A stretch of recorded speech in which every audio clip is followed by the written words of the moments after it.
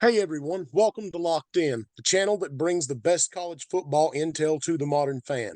We appreciate all of you who've watched our channel and would love for you to become part of the channel by clicking the subscribe button. This will help us become more visible on YouTube and help us achieve our goal of raising football IQs everywhere through in depth analysis in plain English. Thanks everyone. Stay locked in. Welcome back to our latest installment in our series on the national championship game between the Washington Huskies and the Michigan Wolverines here on Locked In, your source for modern football intelligence. I am the coach, Dr. Jeremy Locke, and I'm joined by my co-host, legendary Logan Revel and Chance Rollins. So, guys, let's go at it one more time. This time we're with the Huskies again. Let's flip sides. We talked special teams and offense last time. Let's look into the Washington defense. What can we expect to see out of the Huskies on the defensive side of the ball? Said I think you can expect to see very good level of man coverage play by their DBs, and you'll see a solid pass rush defense. Doesn't always get home, but they pressure the quarterback a lot into making quick throws. So the only risky part is going to be their linebackers. You never know how they play. They're about 50-50 on any given play to read the right thing. I mean, I think they'll read it right more often than not. But if you get Michigan given some false action in there, which they like to do, who knows? Anything you'd like to add, Rev? Well, I look for them to shore up the run defense, and I do believe that the coaching staff at Washington is very good. I think they have the capacity to work on that, and they only have a week. But I do believe they're going to have a plan to attack the Michigan run game because they obviously know that's what they're going to be seeing, especially after the performance against Texas in semifinals and how they defended the run poorly there. But one thing that I do love about Washington's defense is the communication. We saw a lot of this in the Oregon game. I'm not sure how much we're going to see in these plays. I think there will be a good amount of it.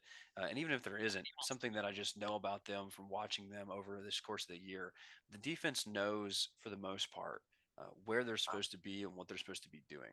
They know uh, whose responsibility is whose, and they communicate if that were to change. And there are a couple guys in the field, they have your defensive play callers, you have your leaders who are watching the offensive formation and also getting calls from the sidelines, and they communicate this well across the field to the entire defense on what's going on, what's changing, and whose responsibilities might be moving around.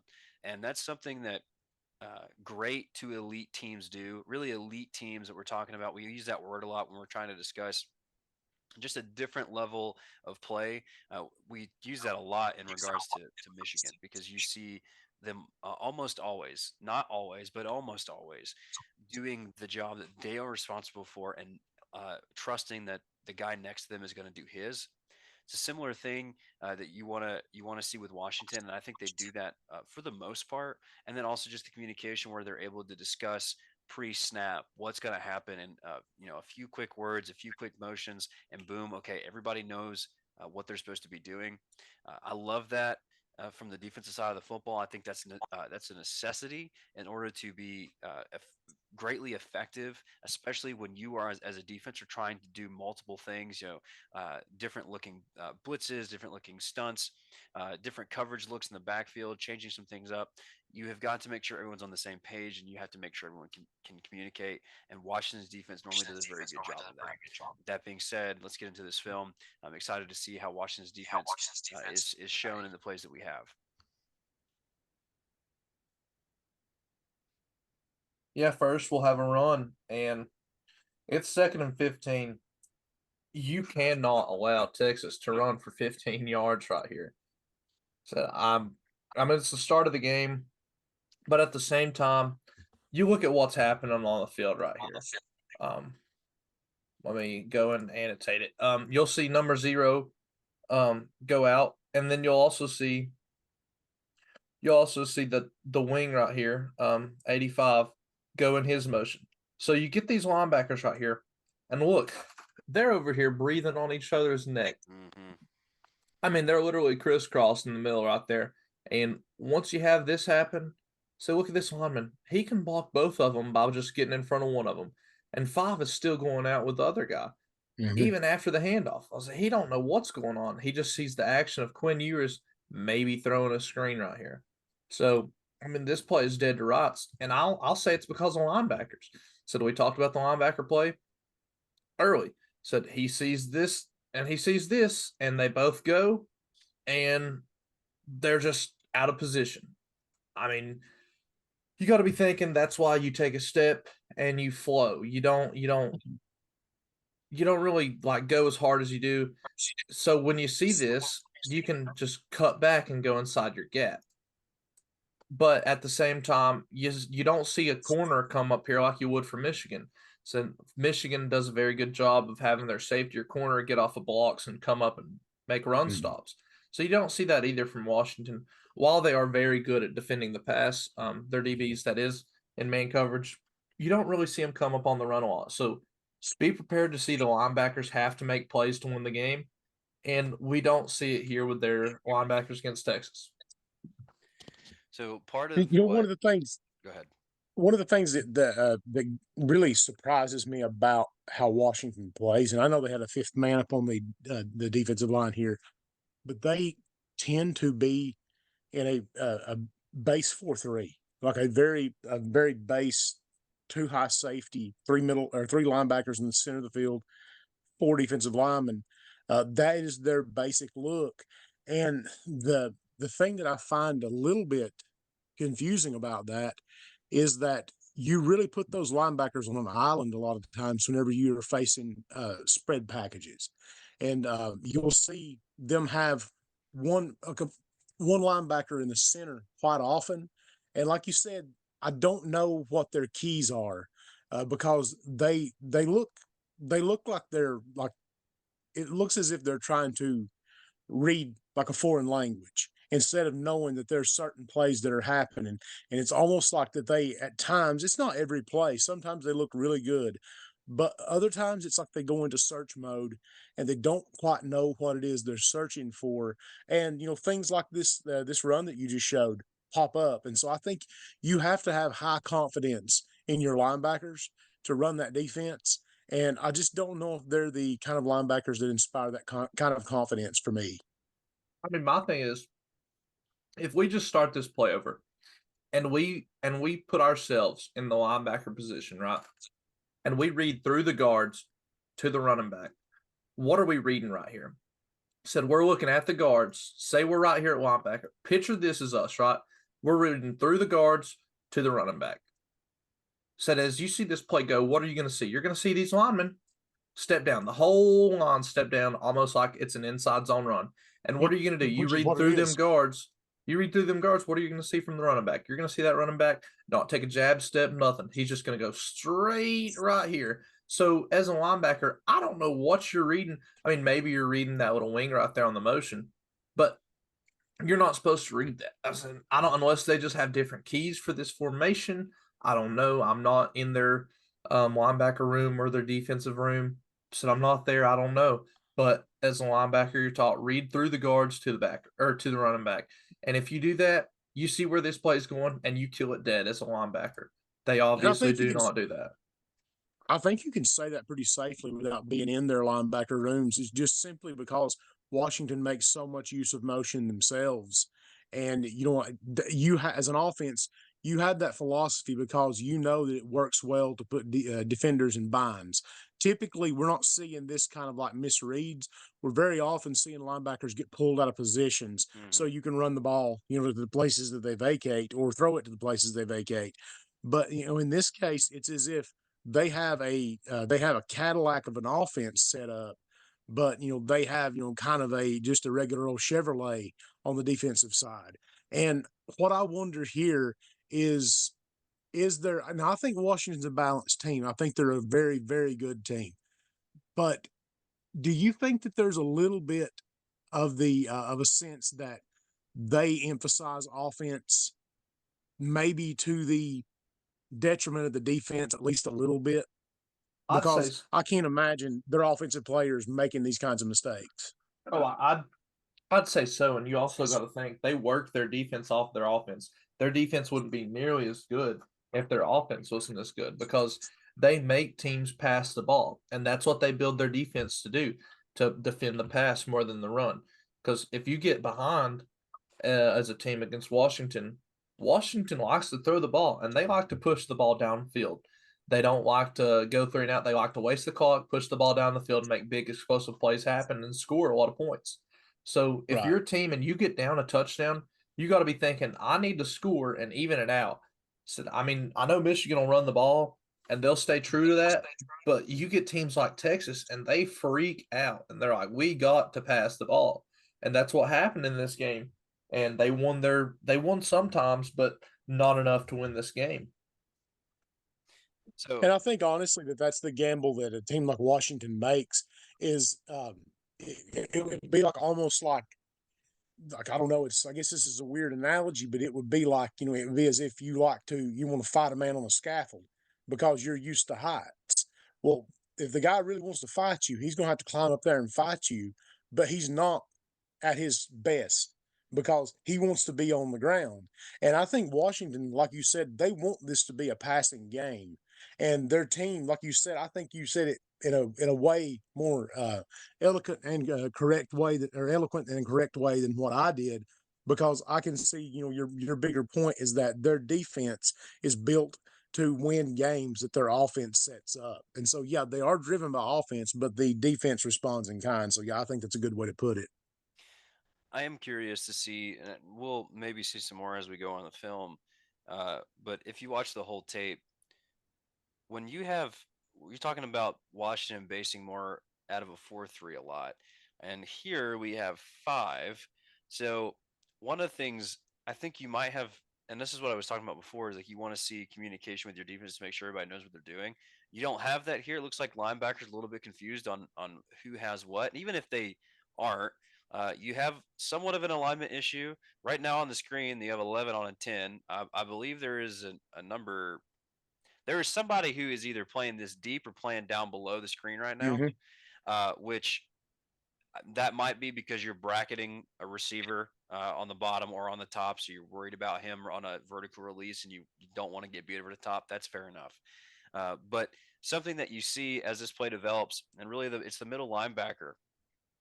It's your Mike. He gets lost. We're talking about both what we can, depending on whether you align your strength, so your Sam will line up on the running back side or away from the running back. But you're looking at your 2 inside guys here. We'll just call this guy Sam for the time being. The Sam and the Mike get caught up together, and normally what you want your Mike coming in and taking on a lead block. As we see this come down, we see where that lead block's coming from. Both of them get blocked due to the nature of how they play this.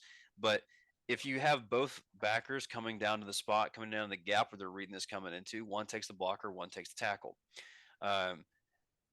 You also just have confusion on whose man, the guy on the top of the screen running right near the line of scrimmage, the guy who's circled, there's a confusion on who that man belongs to, because the middle linebacker seems to think that he is responsible for him, which is very confusing. He also just he made a very poor read, and this you can also just talk you can chalk this play up to that. In all honesty, he just did not read the handoff at all. He did not read through the guards and into the backfield, because he takes 2 steps away after the ball is handed off, away from the point of contact, which is a little bit bewildering to me. That's what we're talking about, bad linebacker Uh, play. There it is right there. Good yeah, gracious. yeah, fix it because you're fixing to move to a conference where everybody's going to run the football straight at you, So and yeah, 3 of they're those teams are really, really, really good. so I mean, we talked about it before the Texas game. Their backers just aren't good. I mean, there's no other way. Like they don't read it right. I don't know if that's coaching. I mean, it could be, but they don't read it It's right. probably just a whole lot of them, Yeah, I'll say you learn to read as a linebacker in even middle school, or I mean even little league. So I mean, I don't know how you don't know how to read the pass by now, or I mean read the run. But Yeah. moving away from that, I mean, Nevertheless, so that is the first play of the game. So I mean, chalk it up to that if you want. Um, sure. you'll see split back here with Ewers, and you'll see 23 go out along with 4 right here on the same side. So I mean, you have 4 people on the same side, but it's more of like a 3-level flood, I'd say, because you really have 3 people over here while he's going across the field. And you just see him dump it off to number 4 right here. And I mean, it's a good play by Ewers because I mean he's feeling the pressure, and for what it's worth, I mean Washington gets back there to him. He just makes a good play right Mhm. here, pivots around kind of like Penix does a lot, gets it out to number 4, gets it out to his man in space, and he takes it for a good gain. I do want to point out that number 5 is now playing outside. He's no longer at Mike. Yeah, I would say 45 is their other linebacker, and he is now at Mike, and he actually reads this a lot better following number 4. So I mean, maybe it was just personnel at the start of the game. Who Yeah, knows? looks a lot better right there. Uh huh. Yeah, like I said though, it's like a 50-50 shot. You never really know what you're going to get. Um, nevertheless, And this is they're this is the first time they really get burnt by a running back pass. yeah, and what's Texas does a great job with all their motions, and all their false steps. It really gets Washington turned the wrong way and looking at the different things, the wrong way. So I mean, you just see this motion, you see the wing come over, then you see the running back go the opposite way. It's like a mesh in the backfield, a whole bunch of chaos. And Ewers, honestly, if you keep it there, right there, Riff, if Ewers wanted to, he could take this on a run against Washington. And I look for JJ McCarthy to get some good yards rushing because I mean he did against Bama and he looked very well doing it. I think you could see him do that against Washington as well.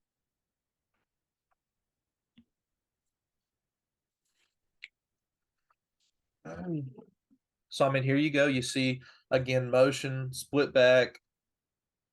Texas just crosses their running backs, and from the way you're blocking here, said you have to be reading it, and they flow right. I mean, they flow absolutely right. The end comes down number 8 for Ewers, just in case you have 25 flowing, you have 7 looking at 4. You have your linebackers flowing. The only thing I'd say is that cutback right there. You have to be filling in. You have to be filling in and coming downhill. So I know you want to scrape over across, but as a linebacker, you also got to be getting downhill. You can't be going flat footed, and that's what they do. Even if they read it better as a linebacker, when you scrape, when you flow, be coming downhill. So you can't be flat footed. You can't be straight down the sideline. So you got to come downhill as a linebacker. So You see that open hole, you got to fill it. When yeah, you're when you're number 7, you have to, Yeah. because if you don't, this happens. Touchdowns happen. so I Right. mean, And just and this is like the fall forward factor that if you don't meet them on a downhill angle, if you meet them at the line, they will get the game. And so, yeah. yeah, I mean, both of y'all exactly right in talking about how they need to attack this stuff. Granted, though, they do a lot better job flowing. They do a lot better job flowing.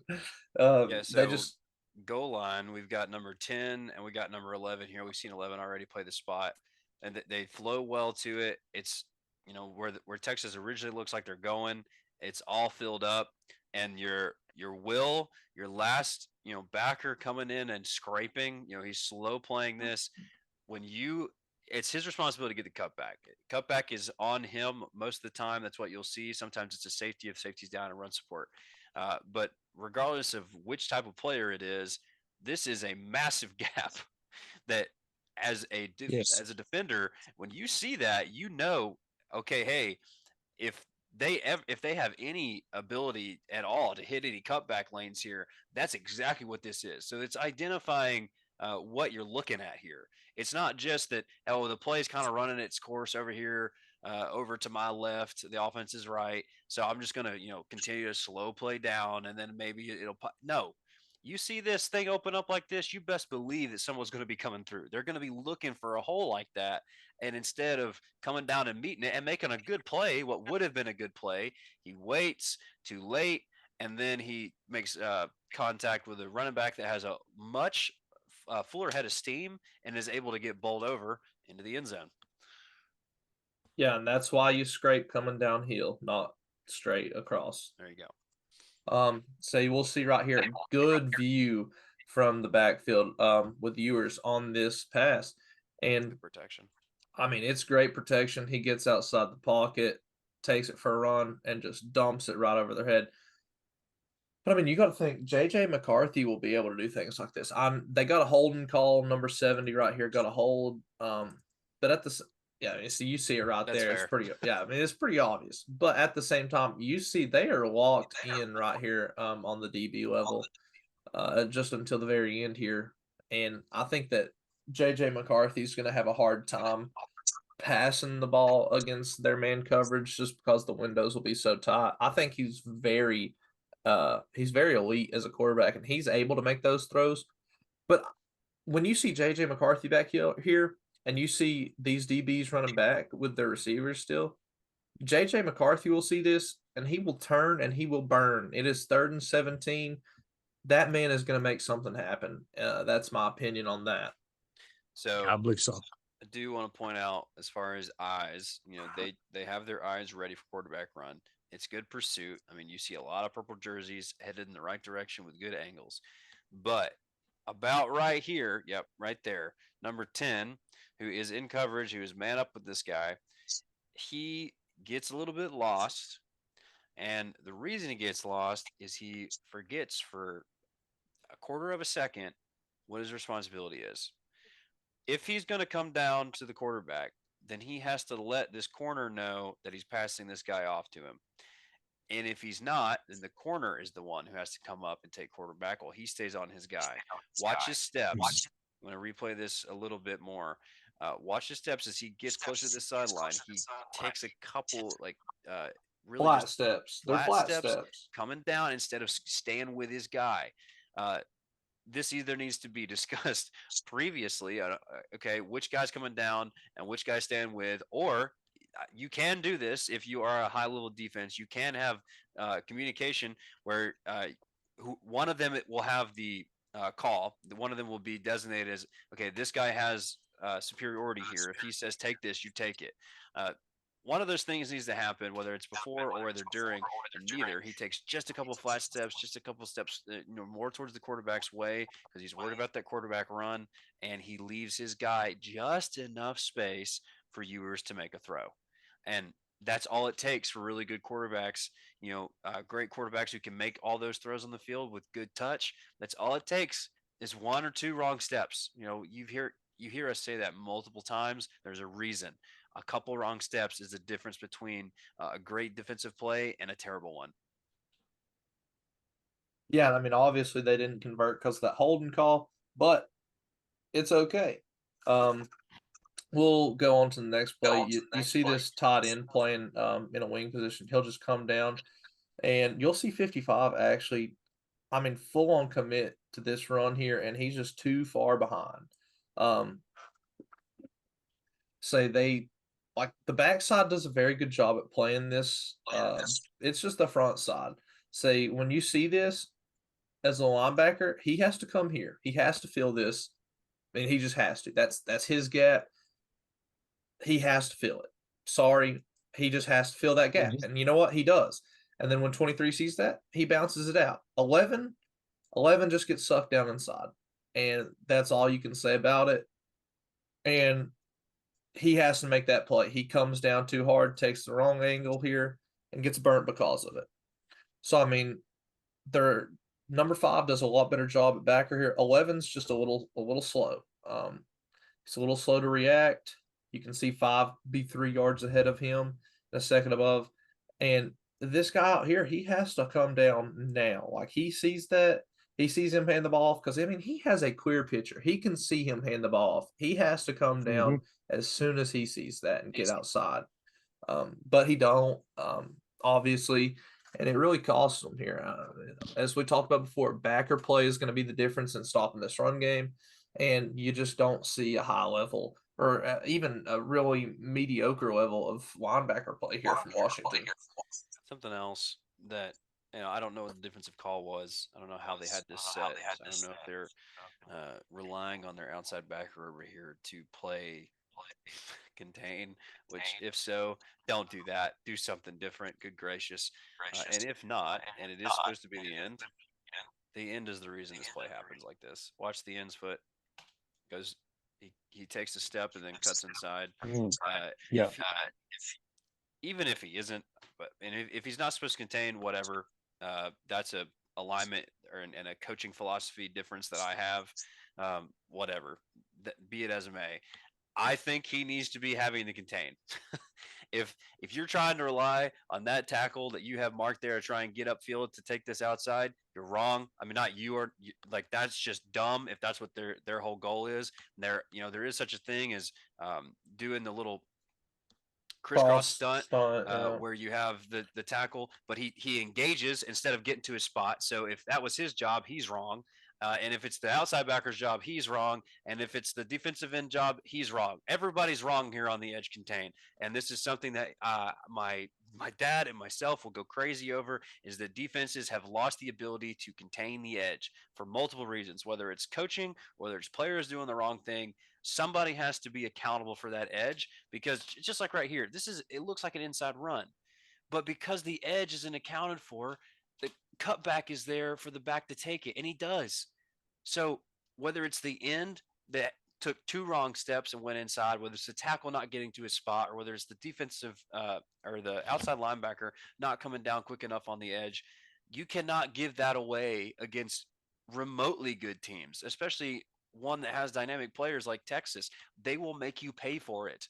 So uh, linebacker play needs to get cleaned up, and at least for this play, clean your edge contain up, please, if you want to have a shot against Michigan.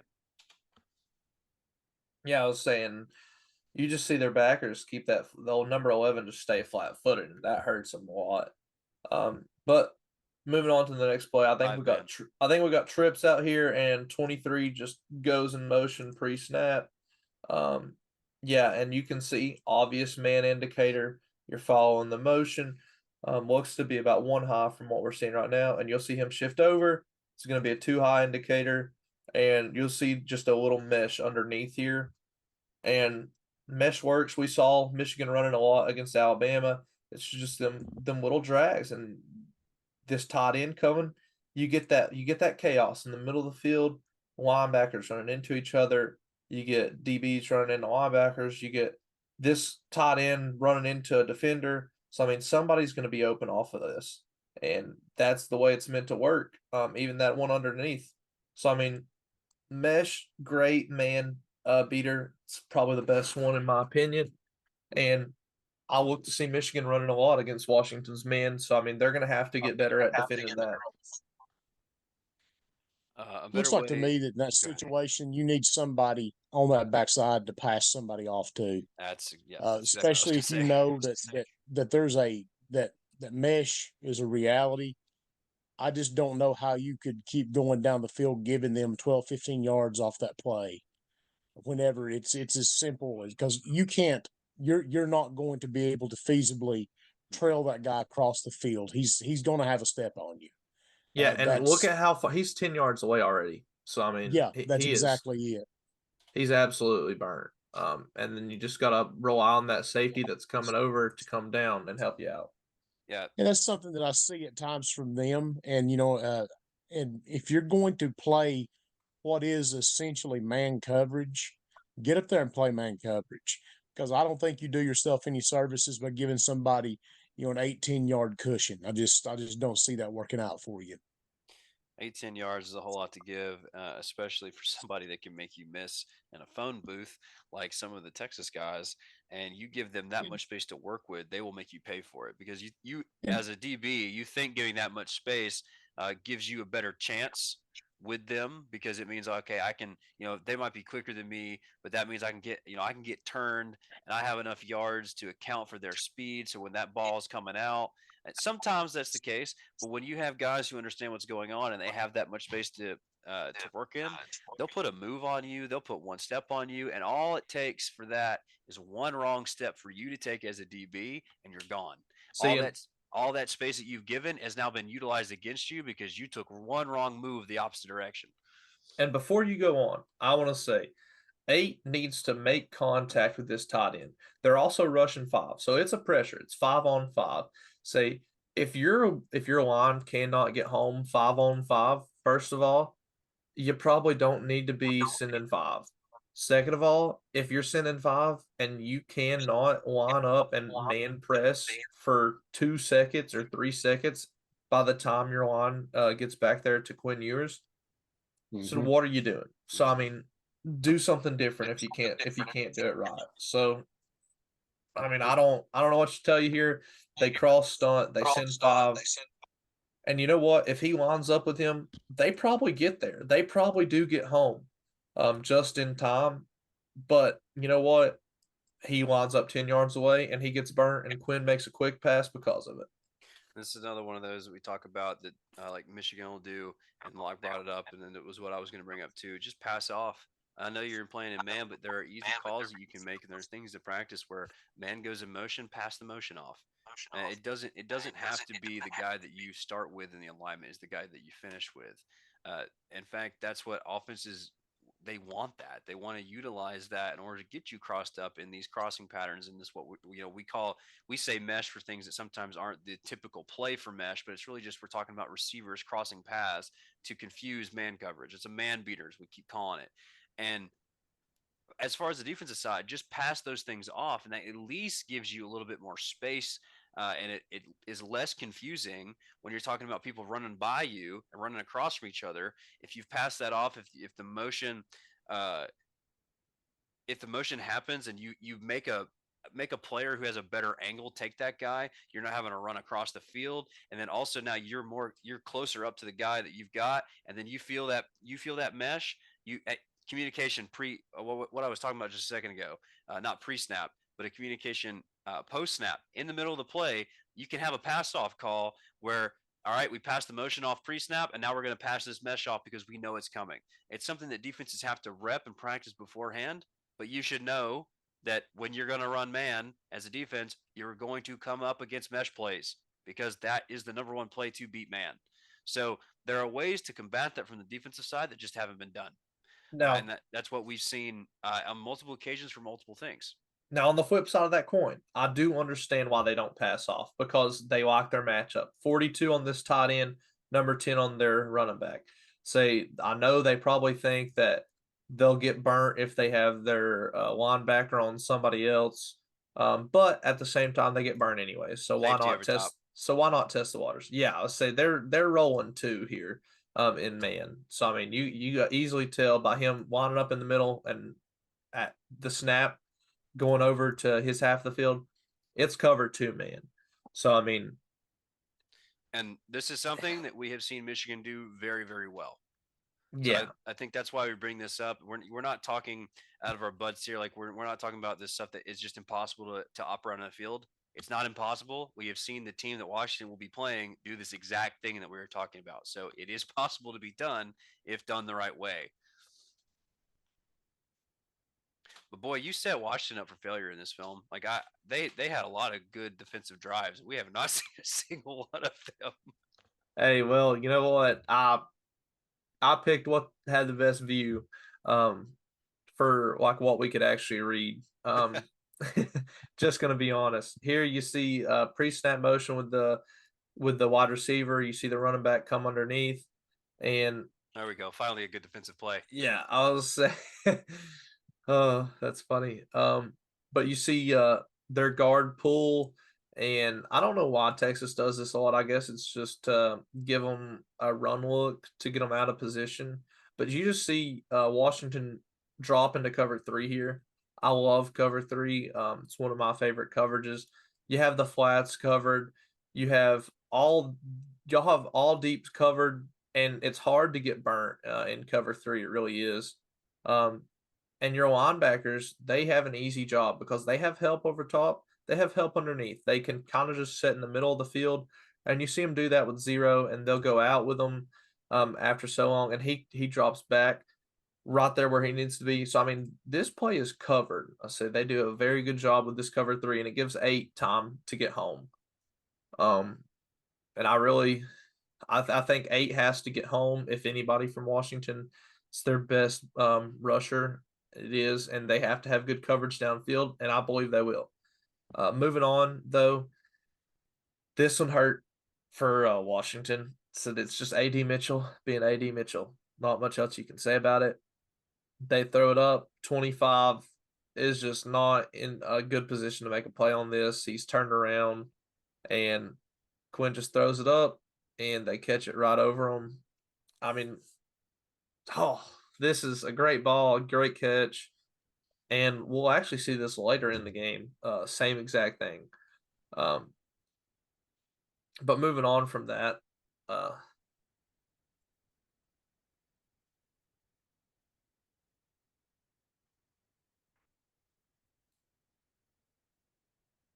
moving on from that, we'll see a little switch right here. It's like what Tennessee liked to do all last year's run switch verts, and they're in man coverage right here, at least out the start, and then they drop into cover three and like pass it off, and they cover it really well. Quinn just breaks free. Um, I mean, it's covered well. You give Quinn time to throw the ball, and he probably gets sacked, but he just sees his hole, he sees his opening, he sees nobody open, and he takes off. Uh, bad linebacker play, strikes again. You might not even notice it. Watch number 11. He's kind of spying. He's sitting in that middle zone, spying quarterback, seeing what's happening. I, I so he sees Quinn tuck the ball and run to the right. And his response to that, I understand he sees number 23, but he's got another backer to his right. His response to seeing Quinn roll out to the right is to run to his right, which is Quinn's left. See, my thing about this is why are they running this defense in this position at this time of the game? So, I mean, they're running a cover three, but at the start of the play, they're playing their flats very hard. They're playing press. They're playing press coming off of that in cover three. And it looks like press man, maybe just disguise it to give Quinn a different look. But said you just see him drop into very soft coverage. I'm gonna say nobody is within 10 yards of where the snap is. Said no one. So I mean, it gives Quinn a lot of room to run for a first down. And look, there's 2 minutes left in the game, and it's 1st and 10 on their own 35. Said, why are you dropping so far back?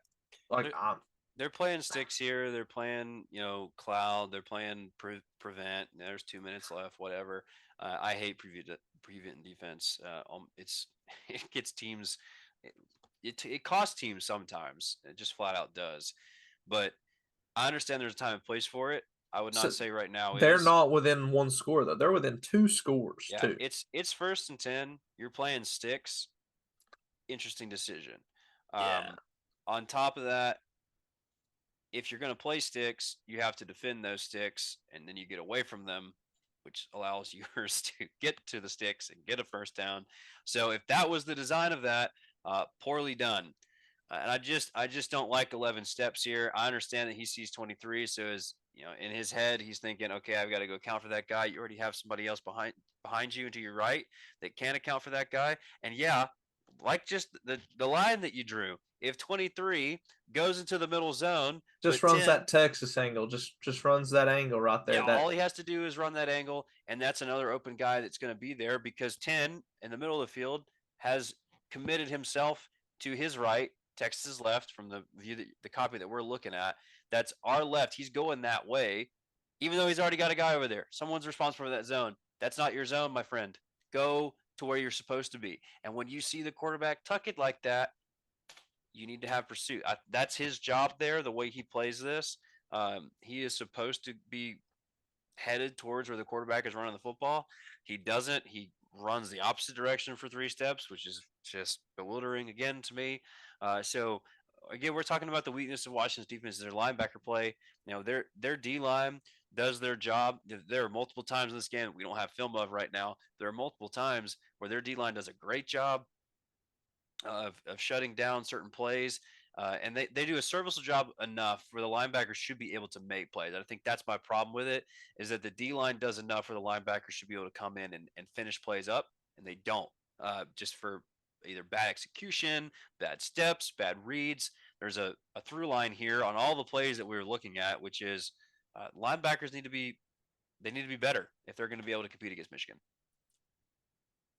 Yeah, and Reigns tried and true. Here we'll see a good get off by none other than the man himself, number 8, captain on the defense, best defensive lineman they have. And you see Quinn just take off again. And you know what he does this time? He looks downfield and he drops a pass in there on a dart. Um, and I mean, it's a really good job by Quinn. I think we'll see a lot of this by JJ too. So do you see that man coverage, even bracketed man coverage, but this time you see 13 get down on Quinn, have some pressure on that run because I mean they just saw Quinn run the ball. So I mean they're coming down now, even still in man, running that cover 2 man, got the bracket up here, got a bracket over here, just so they don't get beat deep. And so they still get beat. It's just because Quinn can extend the play with his feet and then look downfield and make a great throw. So that's all it is. So JJ can do the exact same thing. And watching the film the way we're watching it, cut up like this for certain plays in different quarters, you can't quite get the same narrative the game showed, which was Washington's defense had made a lot of great plays against the pass throughout this game until the fourth quarter.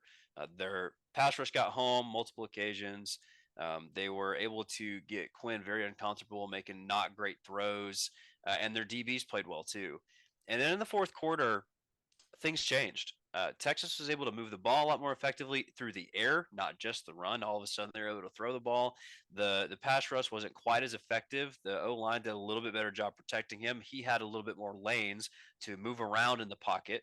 Not necessarily that the pocket was super protected, but he was able to move around in it and make plays happen with his feet. And then you also saw better receiver play. DBs being a tad bit softer in the fourth quarter than you saw in all the rest of the game. And again, this kind of goes back to not being afraid if you're watching and getting deep, kind of playing prevent. Obviously, they're still manned up, but they give more cushion in the fourth quarter than you'd seen give the rest of the game, and it comes back to bite them and puts them in a position to almost lose this football game. Now I get like we have Chance has shown a lot of the weaknesses of this defense, and for a purpose too. I mean, obviously these are weaknesses that Michigan's coaching staff is going to be watching as well, and they're going to be trying to expose the very things that we're talking about here.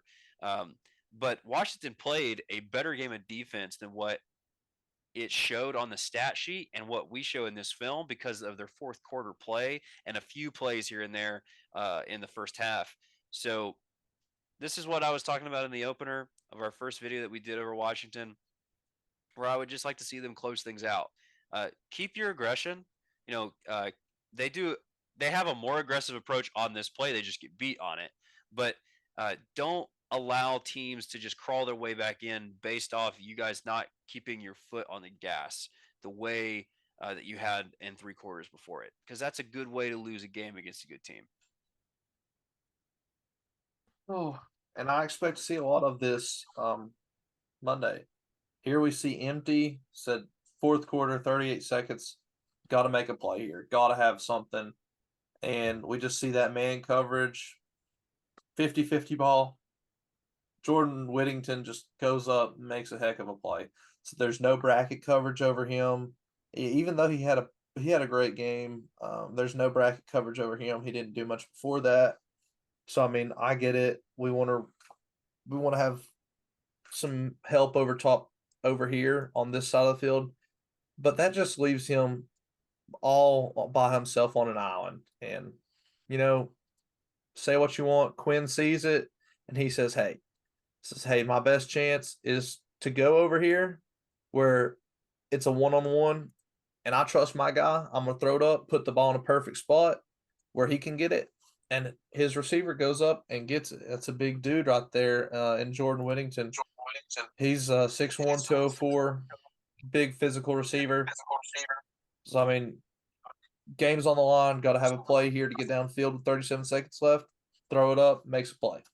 So that's all you can really say. It might be a little bit of a push off, but I mean, there is there is a little hand fighting that goes into that. So, I mean, you didn't see many flags called all game.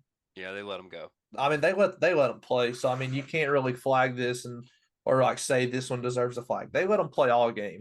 So I mean, at least they stayed true the whole game. The refs did in that case. It wasn't a lopsided called game. Said you just had man on man, and Texas won that battle. Yeah, they stay true to themselves here more with too high over top, bracketing the two best receivers for Texas, and that makes sense. You don't want Worthy and you don't want Mitchell to be able to make dynamic plays down the field, so you put safety help over top over them. But like Chance said, what that does, that exposes a number three receiver, and then it's Now, a one-on-one. with that being said, you look at Michigan. Besides Roman Wilson, do you see this happening? No, No. no, Okay. Well, that's the this difference. this is receiver number 3. You have Roman Wilson bracketed right here in Yep. this position. So I mean, you got to think about things like that. So I think they should be pretty fine if they ever get in this position. They'll have a 2-on-1 with Roman Wilson, and they'll be fine. Which honestly, I expect them to run a lot more one high cover man coverage. It's a lot what Alabama did, and it worked very well. It really did. Even though Alabama didn't win in that facet of the game, I think Washington has a better chance to win running that cover one man, especially being able to get 5 men on the line of scrimmage. Going into the last play, we saw 25 picked on early in the game. I'm pretty sure everybody knows what's going to happen right here. But you see AD Mitchell, their guy they went to earlier, 4th and 11, last play of the game, 1 second left. In order to win this game, Texas has to make a play right here, and they target the guy who they've targeted 4 times tonight, had 4 big catches on, and I think 2 touchdowns. Target number 25 right here. And said AD Mitchell looks like he has good position. Throw that ball outside. AD Mitchell goes and gets it, and 25 jumps up and slaps it out of his hand. Clean play, great break on the ball. You can't ask for better coverage than that. And Washington walks it off with the win right there. So that's great man coverage. It's what you like to see. He plays it deep, plays it 10 yards deep, plays to the goal line. It's what you got to do there. And works out for them here. They also send 4 and have 2 backers walked up. So, I mean, to show pressure. So Quinn gets rid of that ball quick. I mean, he knows he senses heat, and it's not coming, but he senses it. He gets rid of it early, makes a good throw. DB just makes a good play on the ball. This is a little nitpicky, probably, but I'm going to go ahead and mention it here. Your two backers that are walked up, well, really, actually, you end up having number 8, which is the defensive end that we talked about. He backs off this coverage, or backs off the pressure and goes into coverage. It's kind of for nothing. Now, I mean, I know you're talking about thinking what play you might be seeing here, but if you're gonna play back off in coverage and like you're gonna walk back to the spot where you have, I'll play this over again. You have one receiver over here, and if you're this backer on the defense's left side, our view on the right side, if you know that you're going to drop back in coverage and you're going to try and help with the underneath with AD Mitchell, I don't love him showing pressure because that just puts him multiple steps behind where he Yeah. should be to help with that. That's just a weird decision to me. And I don't know if that's the backer doing that. I don't know if that's the call. Who knows? But whichever one it is, I don't like that at all because here you're talking about making this throw a lot harder on Quinn Ewers by putting a linebacker in the cone of vision where he's trying to make that throw, Mhm. where most likely then he'll sail the ball because he doesn't want to throw into the arms of a linebacker who's waiting in that throwing lane. And instead, because of his positioning, because he walks himself up and then tries to recover back in pass coverage, that's a it's a fairly open lane. I mean, he still kind of gets there, and Quinn does throw it high to where his guy can go get it, but it makes it a lot more difficult of a throw, and it could be, I mean, even batted down or tipped over if that linebacker will just drop back initially instead of playing games here where games don't need to be played. It's an awareness situation because obviously if there's another guy uh, lined up on the same side as AD Mitchell, that changes. What I'm talking about changes. But when you know it's just him, you may want to make sure that you're in a better position to assist your DB who's playing one-on-one against one of the better receivers in the country. I But was thankfully for him, he makes the play. Yeah, I was just saying, I'm surprised they left him man on man because, I mean, you saw it all night. 25 got burned a lot, and once by AD Mitchell in the same corner of the end zone for a touchdown just a little bit earlier, we saw. So you got trips on the left side with a tight end, and you have your running back run into that side, and then you see him cut that angle. You see him cut that angle that we talked about earlier across the field. So I mean, they did see that in the box, and they called it out. And I mean, it was probably there. Because I mean, I don't think that linebacker gets back in time for it. So I mean, that's probably there if he throws it, but they decide, you know what, we'll take this 50-50 with AD Mitchell.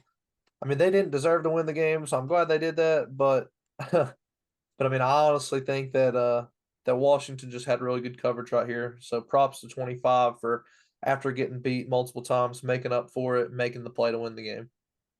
Yep, I agree. The one thing too, I think that hurt this one. I think I mentioned it earlier. If I think that everybody knew where the ball was going, but I think that if we're like right here, if yours is not already staring down the spot, I Mhm. think it helps them out a lot more. Especially like what Rev said about not dropping that linebacker. He has a clear throwing window. And I think if you just at least bait them into thinking you're doing something else, maybe there's enough room that corner 25 doesn't come through and strip the ball away at the end, to save the game. So But I good for mean, him for doing it. honestly, he kind of baits them really hard right here because I mean, his leverage is inside. He's inside on AD Mitchell. Hmm. He plays it outside. So I mean, AD Mitchell has a break on the ball outside, and I mean, he just crashes so hard to slap this ball out of here. Yeah, he And I Good mean, does. He does a recovery. good job. it's Yeah. perfect. It's perfect defense too. I mean, you can't even flag it if you wanted to. He slaps just the ball when it's in AD Mitchell's hands. He plays only the ball. I That's mean, just beautiful. it's It's beautiful beautiful. coverage. I mean, it is beautiful coverage. And I mean, I don't know if he does that one-on-one against Roman Wilson. Maybe if it comes down to it. But I guess we'll just see how Washington fixes their mistakes. Say going over their keys as we've talked about today, and that is fixing their linebacker play, fixing their end play, whether like they're contained on the outside, and then also just mainly being able to stop the run. So, I mean, them guys just have to be able to flow as linebackers, get upfield, keep their contain on the outside, whether it be the ends. So we know they're going to play man coverage. We know they're going to play good in man coverage. I don't think that's the worry or that's the issue. I think the big thing to take away from this is how much will Michigan run for, and that's going to decide the game. Yeah. Once again, I think that with Michigan, Corum is going to have to be the X factor. Hmm. I think they go as he goes. Yeah, apologies to the Washington fans who watched this thinking that we were going to break down how good of a job you guys did on certain drives of this game. We did not. This was a full comprehensive breakdown of all your problems on defense that need to get fixed in a week. So sorry to all of you who are hoping for something different, but point still stands. There were times in this game that Washington defense did look good, but what we did see throughout 4 quarters, not just the fourth quarter, was bad linebacker play. It's got to be addressed. It's got to be fixed. Whether it's personnel, whether it's changing out how you guys, whether it's who's responsible for what, your run fits, what you're reading. I mean, you're so far late into the season. It's honestly surprising. While Mhm. breaking it down like this, you're seeing a consistent issue for what will be Game 15 for the Washington Huskies. That this had not been addressed. I mean, and also you got to think it is a massive stage. We're talking about the semifinal, playing for a national championship. You're undefeated. You're going against a big opponent who everyone thought might beat you, and that could play somewhat of a factor in the minds of these guys. If they're not super mentally sound with what their responsibilities are, and then they have a lot of other things that they're concerned with. I understand the hesitancy on some plays and the mistakes, but those things have got to be cleaned up. And while an excusable factor maybe or one that could be used, it is going to be a bigger factor if you're talking about nerves and other things you're thinking about when you're actually on the biggest stage, which is the national championship. So you want that stuff ironed out before you play a very great Michigan team who we've already breaking down, who on most facets of playing football, they are very elite on most areas. So Washington has a couple things that they're going to have to account for. They're going to have to fix in order to compete in this game, and their defense. You know, linebacker play, we've harped on it enough. Their D line, we didn't break a lot of D line down here. They did a good job for the most part. I expect them to be very competitive. Washington is going up against a very good offensive line in Michigan, so that'll be an interesting matchup. And then the DBs, there was a couple big plays here and there that they gave up, which we saw, especially in this fourth quarter. But when it mattered most, they were able to make an adjustment on mistakes earlier. Like this last play that we were looking at earlier, 25 gives up a big play. He has his back turned toward the ball. He can't see where it is. That means he can't make a play at the ball. So A.D. Mitchell in a contested situation can just go up and grab it and get it. In this one, he sets up where he's going to be able to see where this ball is coming from. He uses the sideline as a defender, which is really smart. He doesn't let A.D. Mitchell cross his face in case he was going to, and he makes the right adjustment here to get back and swat the ball away. So their DBs have the potential to play phenomenal defense. As we saw in the last play and throughout the game, they made a lot of big plays, especially in the first half. So they have potential to play really well, and something that will help them. Michigan's receiving core is not as good as Texas. That might be one of the weakest spot in Michigan's offense is that they just don't have a guy. They have one guy, but they don't have two or three the way Texas does and the way Washington does. So Washington DBs, I expect them to be able to take advantage of that. I expect them to play fairly well, and it'll be up to J.J. McCarthy to make those on-time, on-point throws. And you're also hoping when for Michigan's sake, that you have a receiver that kind of comes out of the woodwork and has a big game for him. Yeah, I was say something you said earlier. Said sorry to all the Washington fans. Sorry, not sorry. Here we're honest, not biased. If you want a better film breakdown, give us better film. With that being said, one thing I want to add before they end too, I was going to say kind of the same thing. Chance and I, we probably got the meaner streak in us.